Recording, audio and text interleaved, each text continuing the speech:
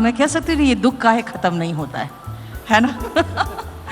ये मुखर्जी नगर बनाम करोल बाग का मामला है। आप उर्दू शेर देखिए, क्या आप उसको इंग्लिश में ट्रांसलेट करके आप सेम भाव रख सकते हैं कि आप अपने सपनों का बोझ अपने बच्चों पर मत ला दिए। आपने बेटा पैदा किया है, गधा थोड़ी। अगर आप ध्यान से देखें तो हमारे देश में बच्चों के पास सपनों की विविधता खत्म हुई पड़ी है। कब गले मिले थे आखिरी बार पापा से?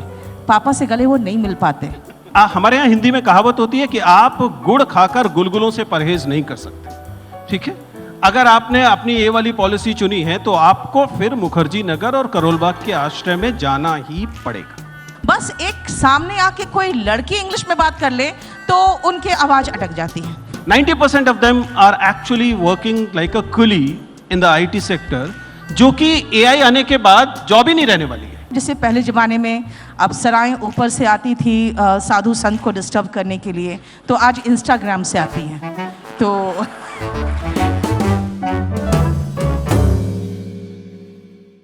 Let's try and keep the conversation in English and Hindi. That works. Work with me. ये मेरा अप्रोच थोड़ा ज़्यादा कैजुअल तो नहीं हो गया? नहीं।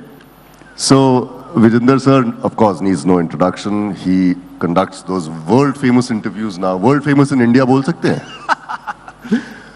And Neetu ma'am, of course, इनके videos और इनकी teaching से काफ़ी लोगों की ज़िंदगी सुधरी है और अंग्रेजी काफ़ी बेहतर हो गई है।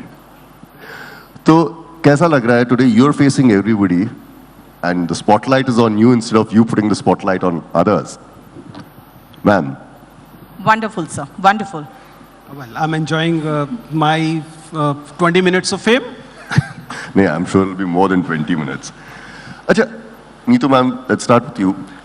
You teach English, spoken English, and कैसे उसको सही तरीके से बात करना है। ये इंग्लिश की इतनी भूख क्यों है हमारे देश में? और किसी लैंग्वेज की इतनी भूख क्यों नहीं है? संस्कृत क्यों नहीं सीख रहे? सबको अंग्रेजी क्यों सीखनी है? मैं कह सकती हूँ ये दुख काहे खत्म नहीं होता है ना। इंग्लिश एक ऐसा लैंग्वेज है सर जो आपको कनेक्ट करता है थ्रू आउट इंडिया भी। अगर आप सिर्फ हिंदी की बात करें तो 5 या 6 स्टेट्स में हिंदी है। अदरवाइज आप ऑल ओवर इंडिया में कनेक्ट होना चाहते हो तो there is one language only, that is English. English lingua franca भी है। आप ऑल ओवर द वर्ल्ड में कहीं भी जाते हो तो आपको एक कॉमन लैंग्वेज चाहिए लोगों से कनेक्ट करने के लिए, दैट इज़ इंग्लिश। इंग्लिश बहुत आसान भाषा है, हम लोगों ने उसे एक हवा बना के रख दिया है और शायद इंडिया में मैक्सिमम लोग तो इंग्लिश को बिल्कुल एक हवा बना के रख दिया है। इट इज़ अ लैंग्वेज, और लैंग्वेज का मतलब क्या है? दिल से दिल की बात, बस कम्युनिकेशन है और कुछ नहीं है। तो हम लोग हमेशा इस डर में रहते हैं कि कहीं हमसे गलत ना निकल जाए मुंह से इंग्लिश, और इस डर में खासकर लड़के तो हमेशा डरे रहते हैं कि कहीं कोई स्मार्ट लड़की के सामने इंग्लिश गलत ना बोल दे। तो मैं ये मानती हूँ आप सिर्फ बोलो और अपने आप को कम्युनिकेट करो, because it is a language and a means of communication, nothing else. Sir, आप इंग्लिश हिंदी दोनों में इंटरव्यूज लोगों के कंडक्ट करते हैं। What do you think is that hunger for English justified, और can, जैसे बहुत लोगों ने सुना होगा कि जो लोग हिंदी मीडियम से आते हैं उनको नहीं कोशिश करनी चाहिए सिविल सर्विसेज में, कंपटीशन में, ऐसा काफ़ी लोग कहते हैं। तो is that true? Would you feel that need is justified? देखिए, अगर आप भाषा के लिहाज से समाज को समझने की कोशिश करेंगे तो जैसा नीतू जी ने कहा कि अंग्रेजी महत्वपूर्ण भाषा है, इसमें किसी को कोई शक नहीं हो सकता है। लेकिन आपको ये भी समझना पड़ेगा कि यह हमारे देश में केवल कम्युनिकेशन की भाषा नहीं है, या कम्युनिकेशन के अर्थ में एक और भिन्न कम्युनिकेशन की भी भाषा है। ये केवल ये नहीं बताती कि आप क्या सोच रहे हैं, ये भी बताती है कि आप किस वर्ग से आ रहे हैं। ये आपके क्लास को बताने की भाषा भी अनफॉर्चुनेटली बन चुकी है। क्लास लैंग्वेज हो गया फिर एक तरीके से। हम लोग इस तरह से देखें कि हम लोग क्लास में जब इस भाषा विज्ञान में इसे समझाते हैं तो हम कहते हैं कि हमारा समाज एक डायग्लॉसिक समाज है, जिसमें एक से ज़्यादा भाषा बोली जाती है और उनका सामाजिक रुतबा अलग अलग है। ये वो वजह है जिस वजह से हमें अंग्रेजी की आवश्यकता पड़ती है। जैसे आपने कहा कि अगर आप हिंदी बोलने वाली लड़की से बात करेंगे तो आपको एक भिन्न तरह की लड़की मिलेगी, और आप अंग्रेजी बोल के लड़की को इम्प्रेस करेंगे तो आपको एक भिन्न तरीके की लड़की मिल रही होगी। और ये केवल लड़की पे लागू नहीं होता, सॉरी मतलब लड़की को कॉमेडिटी के सेंस में नहीं देखना है, ये केवल आपके पार्टनर पे लागू नहीं होता, ये आपकी नौकरी पे लागू होता है, ये आपके करियर पे लागू होता है, ये सिविल सर्विसेज में भी, जैसा आपने कहा, इससे एक अलग तरीके का अंतर पड़ता है। ये मुखर्जी नगर बनाम करोल बाग का मामला है। करोल बाग केवल भौगोलिक तौर पर साउथ में नहीं है, अगर हम इसे कंपेयर करें मुखर्जी नगर से, बल्कि ये एक भिन्न दुनिया भी बन जाती है क्योंकि वो इंग्लिश मीडियम वाले लोगों का हिस्सा हो जाता है। तो भाषा निश्चित तौर पर हमारे यहाँ एक सामाजिक विभाजन, एक सोशल स्ट्रैटिफिकेशन का भी टूल रही है, जिसकी वजह से आप जब सब अंग्रेजी बोलने लगेंगे नीतू जी आपकी कृपा से, तो आप पाएंगे कि लोग शायद हो सकता है कहें कि फ्रेंच ज़्यादा अच्छी चीज़ है, क्योंकि सत्ता वाले व्यक्ति को अपनी भाषा अलग चाहिए। अगर अंग्रेजी भी सब बोलेंगे तो सब इंग्लिश मीडियम स्कूल हो जाएंगे, सबको नीतू जी अंग्रेजी सिखा देंगी तो वो कुछ और भाषा खोज लेंगे, क्योंकि ये हमारे यहाँ लगातार समाज में रहा है। सो थैंकफुली अब भाषा विज्ञान ने इसे समझना शुरू कर दिया है, और आप लोग मीडिया वाले लोगों ने हिंदी को कुछ इज्जत भी दे दी है, जिसकी वजह से अब हिंदी बोलना इतनी बेइज्जती की बात या शर्म की बात तो नहीं है, मेरे लिए तो नहीं है। सर ये जैसे बौद्धिक जो आपकी क्षमता है, आप ये भी महसूस करेंगे, जैसे मैं मीडिया लाइन में बताती हूँ आपको, आप न्यूज़पेपर्स पढ़िए, आपको हिंदी न्यूज़पेपर्स के जो कंटेंट्स है बहुत ही बेसिक चीज़ें मिलेंगी, और इंग्लिश न्यूज़पेपर्स के जो कंटेंट्स है सर एग्ज़ाम में वही आता है। तो अगर आप एग्ज़ाम की तैयारी कर रहे हैं तो अपने आप इंग्लिश न्यूज़पेपर्स पढ़ना शुरू कर देंगे। तो ये एक क्लास का डिवीज़न की बात नहीं है, ये एक इंटेलेक्चुअल जो लेवल है वो भी बताता है कि आप अगर इंग्लिश जानते हैं तो आप कुछ अच्छी चीज़ें पढ़ रहे हैं। और जितने भी अच्छी किताबें हैं सर, जो भी आप इन्वेंशंस या डिस्कवरीज़ की बात करेंगे, जो भी होते हैं सब अब वेस्टर्न कंट्रीज़ में जो होते हैं वो आपके देश में आएंगे और आप कहेंगे नहीं हम ट्रांसलेट करके बताएंगे। तो सर आप मुझे एक छोटा सा मैं एग्जांपल देती हूँ, जितने भी हिंदी कविताएं हैं कितनी मधुर कविताएं हैं, आप उर्दू शेर देखिए, क्या आप उसको इंग्लिश में ट्रांसलेट करके आप सेम भाव रख सकते हैं? उसकी जो भावना है आत्माएं खत्म हो जाती है।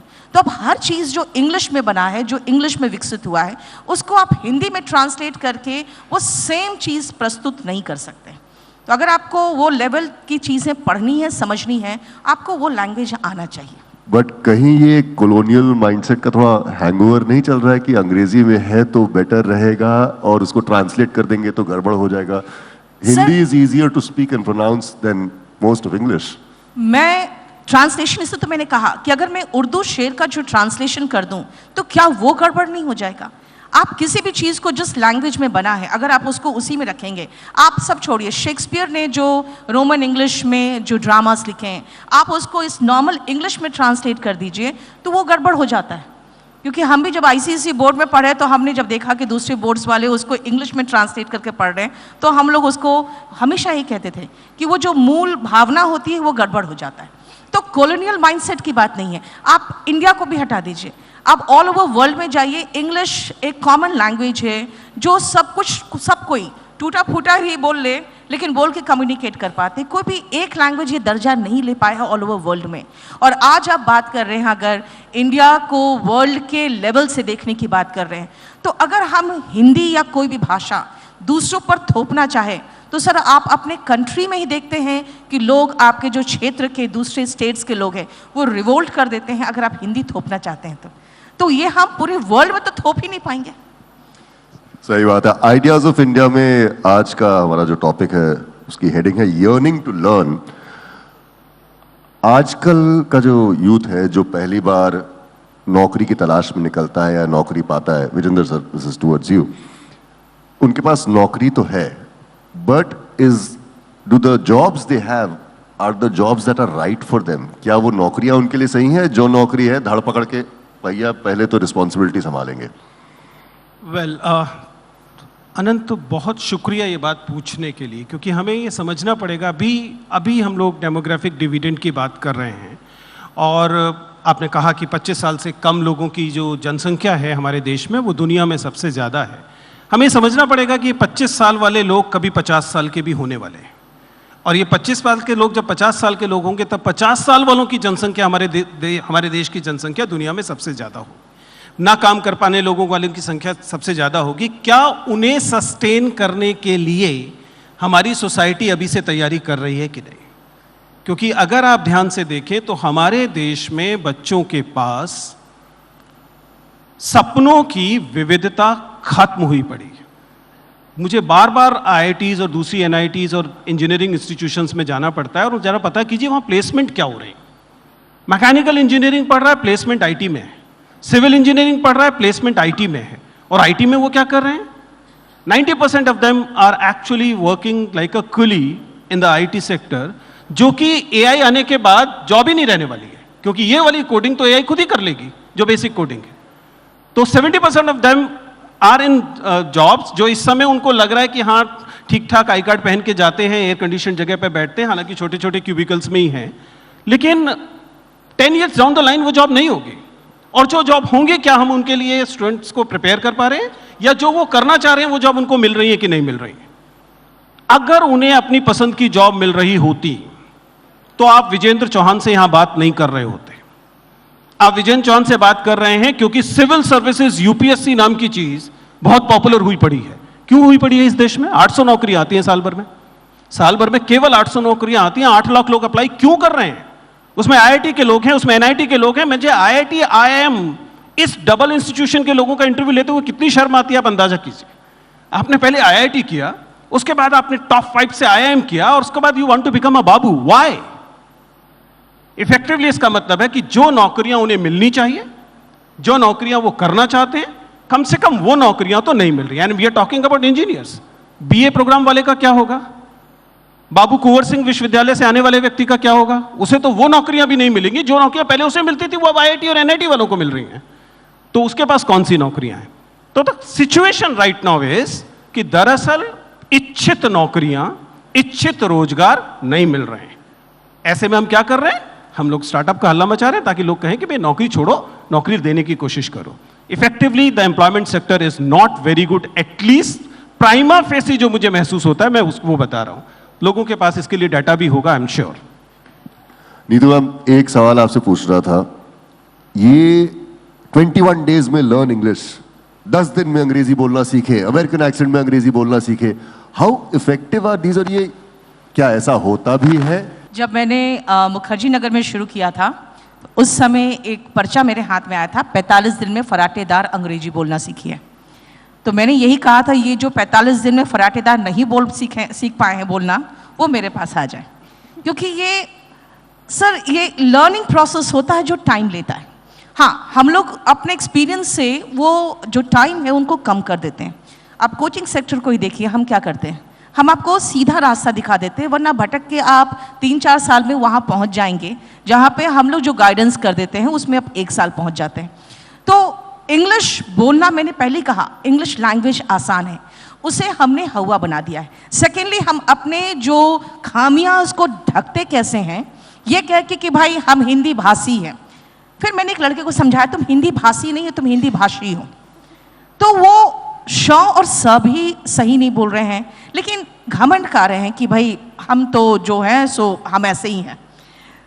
अपने आप को पहचानिए, आप में कहाँ कहाँ क्या खामी है उसको पहचानिए।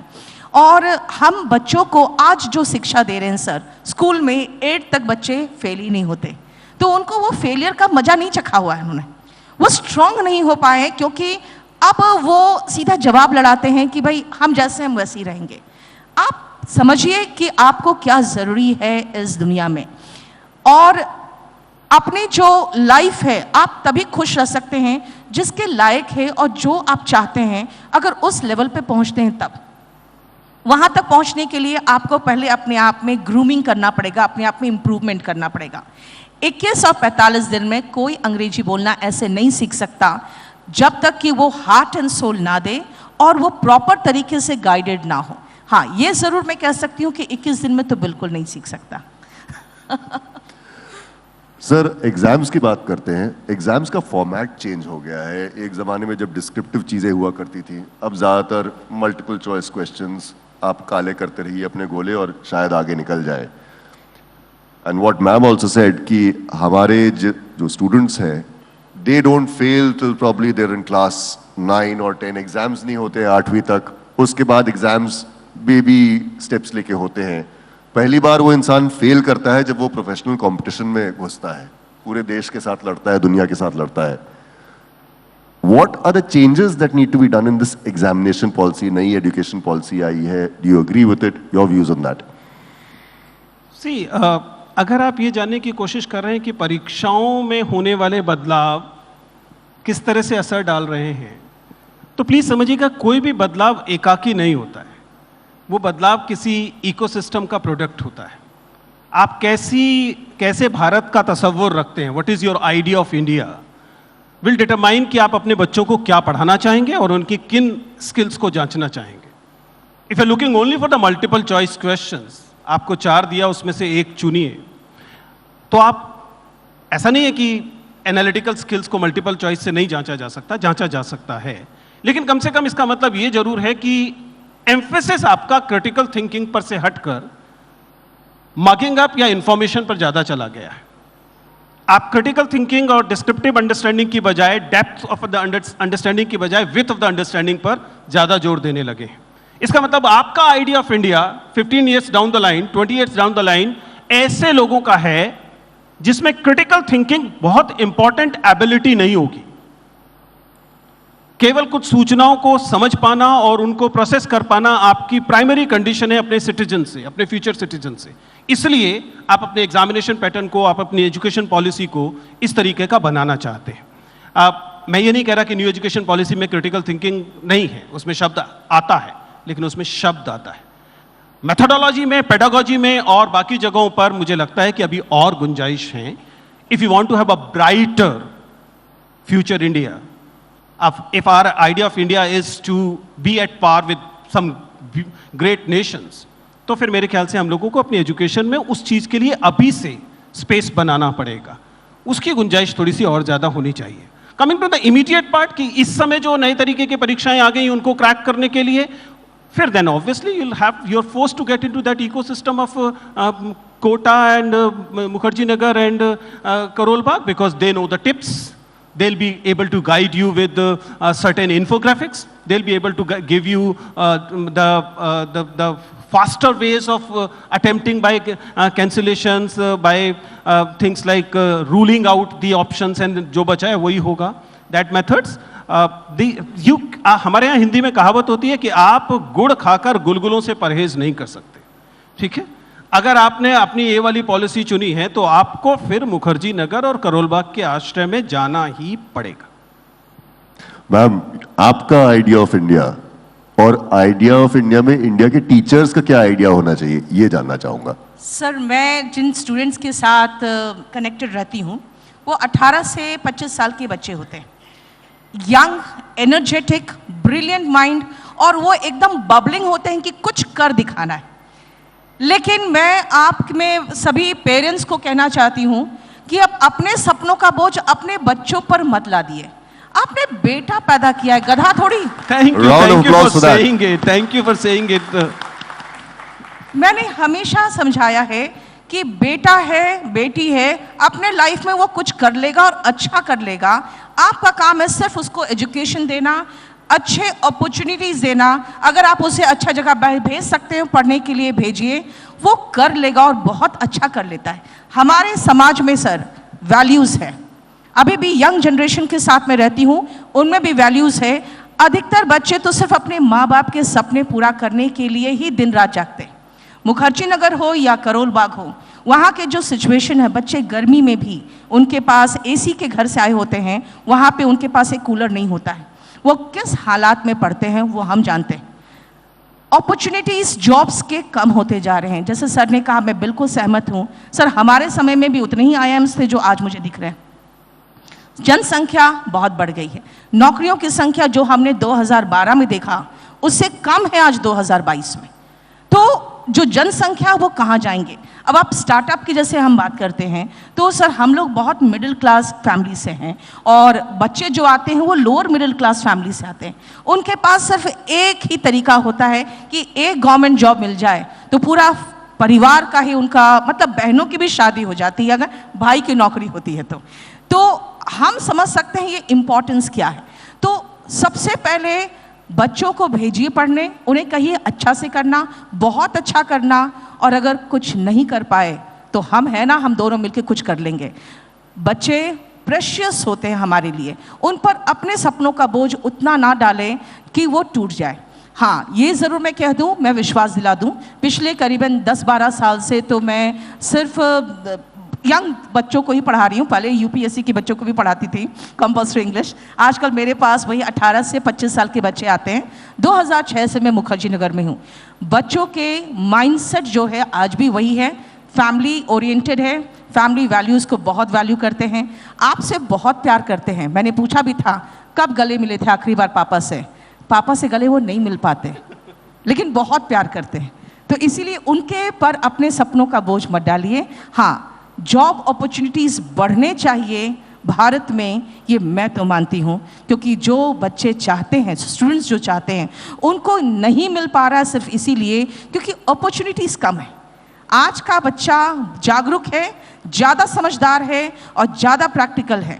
हाँ, मैं कह सकती हूँ जैसे पहले ज़माने में अप्सराएं ऊपर से आती थी साधु संत को डिस्टर्ब करने के लिए, तो आज इंस्टाग्राम से आती हैं। तो can I just pitch in here? Yeah, disturbing elements तो अब भी है लाइफ में उनके, Right. लेकिन वो हमेशा से रहा है। अनकट का एक YouTube चैनल है, उस पर एक क्वेश्चन आया है, मैं सोच रहा हूँ आपसे पूछ लूँ।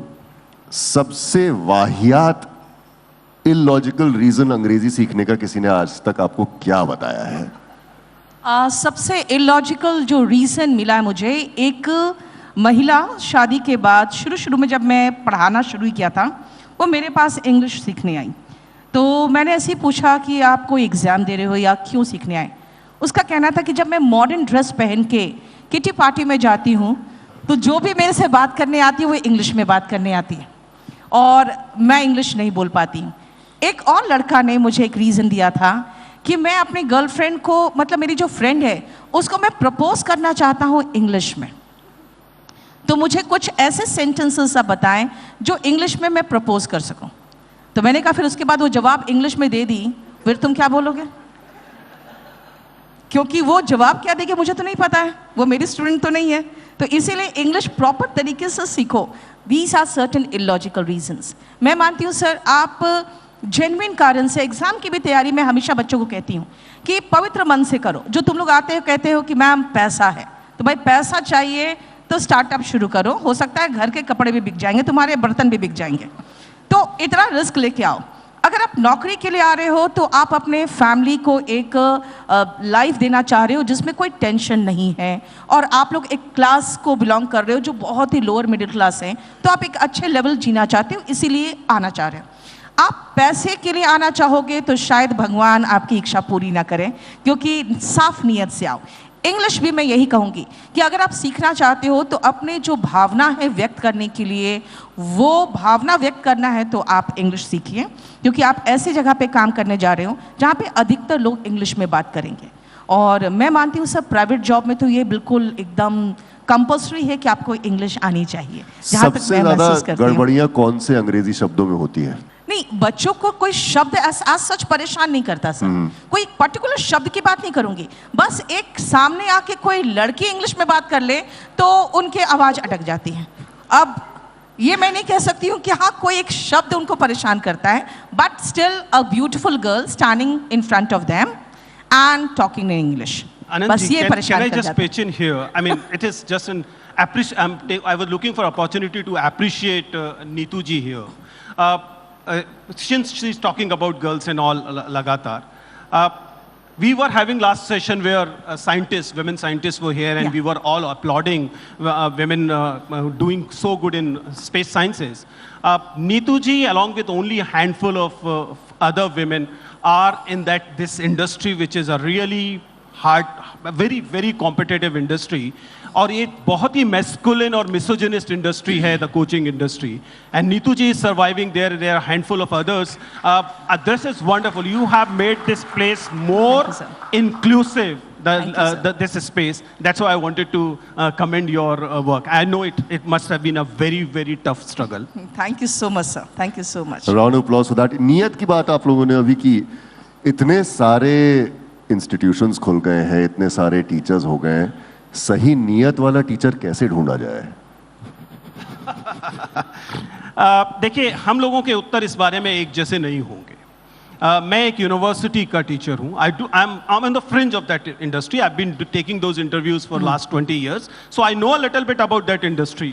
But to me a good teacher is a teacher which empower you to think clearly and critically. This is what my understanding is. But unfortunately, the industry, जिसकी हम बात कर रहे हैं, the coaching industry, the mentoring industry, वहाँ पर cracking the examination is the criteria. And the examination nature, as you said, has already changed. It's not valuing critical thinking to the extent it should. So I may not be right when I'm saying कि critical thinking वाले को ऐसा ही है, क्योंकि universities में, to me, a teacher who is able to promote critical thinking in the student is the best teacher. But then it may not apply to your industry, ma'am. In my industry sir, मैं कह सकती हूँ कि teachers जो अच्छा नहीं पढ़ा रहे हैं या जो कंपटीशन दे नहीं सकते, क्योंकि कट थ्रोट कंपटीशन सिर्फ बच्चों के बीच में नहीं है, इंस्टीट्यूट्स के बीच में भी है। तो आपको best of the best quality देना पड़ेगा और तभी आप सस्टेन कर सकते हो। इसीलिए अगर आप मुखर्जी नगर या करोल बाग जाएं, आप इस साल कुछ इंस्टीट्यूट्स को देखेंगे, 2 साल बाद नहीं देखेंगे। तो ऐसा होता है। तो वहाँ पे सर्वाइवल ऑफ द फिटेस्ट है। बच्चे जब आते हैं बाहर से तो वो 4 लोगों को पूछ के आते हैं और वहाँ भी आके 4 लोगों को पूछते हैं। तो खुद समझदार होते हैं। और दूसरी बात, इतने आज अवेयर है बच्चे because of internet and all, कि वो सही इंस्टीट्यूट और सही टीचर की पहचान करके खुद ही सही जगह पहुंच जाते हैं sir. Well, on that note, Ideas of India में yearning to learn में मैंने तो काफी कुछ सीखा। उम्मीद कर रहा हूँ कि आप सब ने कुछ ना कुछ तो सीखा ही होगा। Thank you so much to both the Thank you. lovely Thank you so teachers much. out Thank you very there. much. Thank you, ma'am. Thank you sir, thank you.